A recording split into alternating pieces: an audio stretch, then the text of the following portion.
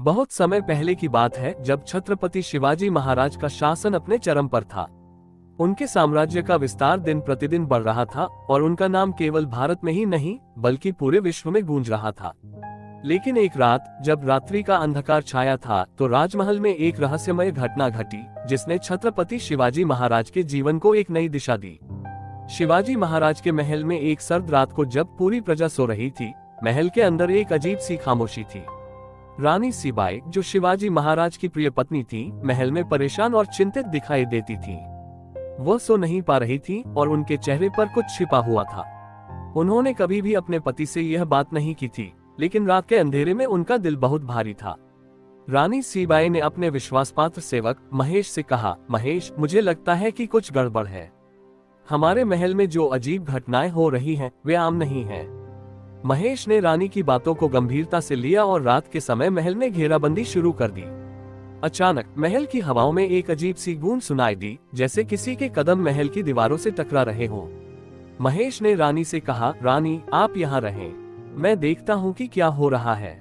महेश किले के अंधेरे गलियारों में चलता हुआ राजमहल के भीतर पहुंचा। वहां उसे कुछ असामान्य महसूस हुआ। महल के एक हिस्से में अचानक एक गहरी आवाज आई, जैसे कोई दरवाजा खुलने की आवाज हो। महेश ने धीरे से कदम बढ़ाए और देखा कि महल के एक पुराने कक्ष का दरवाजा खुला हुआ था, जिसमें अंधेरा ही अंधेरा था।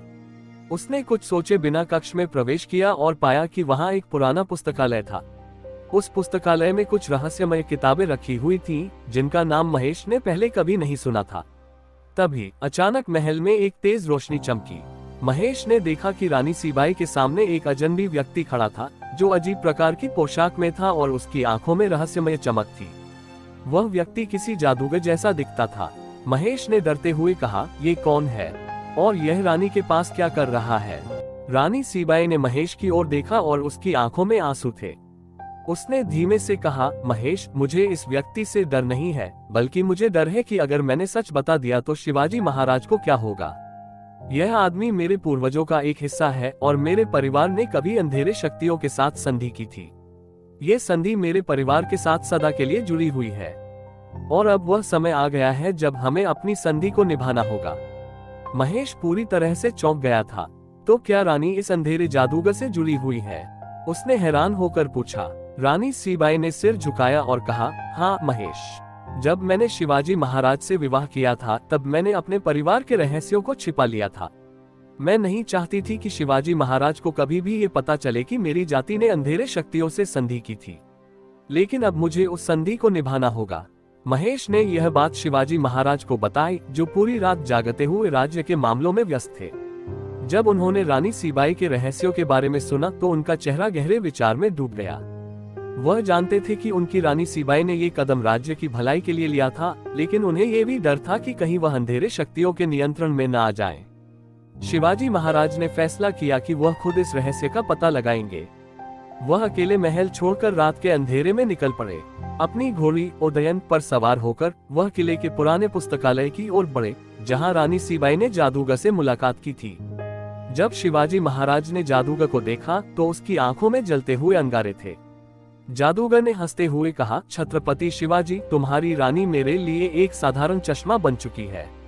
अब तुम्हें इसका मूल्य चुकाना होगा। शिवाजी महाराज ने अपनी तलवार को तानते हुए कहा, मैं अपनी प्रजा और अपने राज्य की रक्षा किसी भी कीमत पर करूंगा और तुम इस अंधेरे शक्ति के साथ मेरी पत्नी को किसी भी सूरत में प्रभावित नहीं कर सकते। फिर शुरू हुआ एक भीषण संघर्ष। शिवाजी महाराज और जादूगर के बीच युद्ध चलता रहा, लेकिन शिवाजी की वीरता और रणनीति ने जादूगर को पराजित कर दिया। जादूगर को हराकर शिवाजी महाराज ने अपने राज्य और रानी को बचाया। जब जादूगर को हराया गया तो रानी सीबाई ने शिवाजी महाराज से कहा, शिवाजी, मैंने जो किया वह केवल हमारी प्रजा की सुरक्षा के लिए था। अब मैं अपने पूर्वजों के कर्तव्य से मुक्त हो गई हूँ। शिवाजी महाराज ने गहरी सांस ली और रानी को गले लगा लिया। हमारे राज्य की जीत हुई है और हम अब सत्य और धर्म के मार्ग पर चल सकते हैं। राजा शिवाजी और रानी सईबाई का यह अध्याय इतिहास में एक महान विजय के रूप में दर्ज हुआ। उनकी वीरता, साहस और विश्वास ने राज्य को बचाया और यह साबित किया कि सच्चे प्रेम और विश्वास के रास्ते पर चलकर कोई भी अंधेरे शक्तियों को हरा सकता है।